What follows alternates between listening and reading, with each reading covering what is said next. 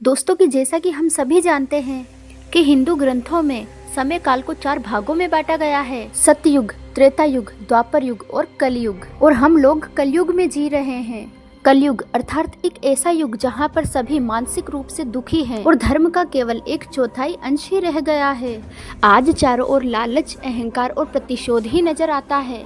कलयुग को पुराणों में श्राप माना गया है।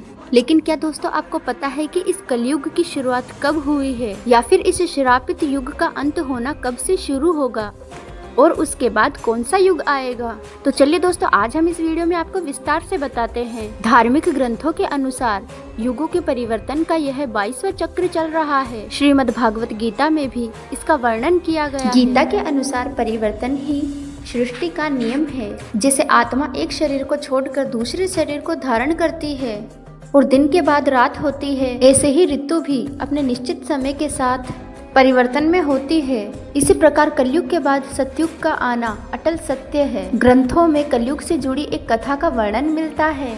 जिस प्रकार किसी ने एक दिन भगवान विष्णु से पूछा, प्रभु यह द्वापर युग चल रहा है और कालखंड के अनुसार इसके बाद कलयुग आने वाला है, परंतु मनुष्य इस नए युग को पहचानेगा कैसे?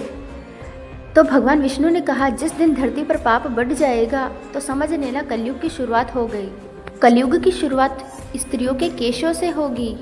जिन केशों को स्त्रियों का आभूषण माना जाता है, उन्हीं केशों को स्त्रियां कटवाना शुरू कर देगी और स्त्रियां सुंदर दिखने के लिए अपने केशों को काटना शुरू कर देगी। और जिस दिन पुत्र पिता पर हाथ उठा देगा, उस दिन समझ जाना कि कलयुग की शुरुआत हो चुकी है। इतना ही नहीं, जब हर घर में कलह कलेश होने लगेगा, अपने ही अपनों को मारने लगेगा, तो समझ लेना कलयुग अपने चरम पर पहुंच चुका है। इसके बाद ब्रह्मा विष्णु महेश तीनों एक हो जाएंगे और जब कलयुग सब पर हावी हो जाएगा, तब ये तीनों मिलकर कलयुग का अंत करेंगे और फिर वापस एक नए युग की शुरुआत होगी, जहाँ पर फिर से धर्म का बोलबाला होगा। चारों तरफ प्रेम ही प्रेम होगा। लोग पूजा पाठ में विश्वास करने लगेंगे। अर्थात सतयुग को इस सृष्टि का स्वर्ण युग कहा जाएगा। किंतु मित्रों, हिंदू ग्रंथों के अनुसार कलयुग का काल 4,32,000 साल है और अभी कलयुग का केवल प्रथम चरण ही चल रहा है। इसलिए कलयुग का अंत होने में अभी काफी साल पड़े हैं। तो क्यों नहीं अपन इस कलयुग में अपने धर्म और कर्म का पालन करें और सतयुग की तरह ही जीने का प्रयास करें। तो दोस्तों, अगर आपको मेरी वीडियो पसंद है तो इस वीडियो को लाइक करके कमेंट में अपनी राय जरूर दें।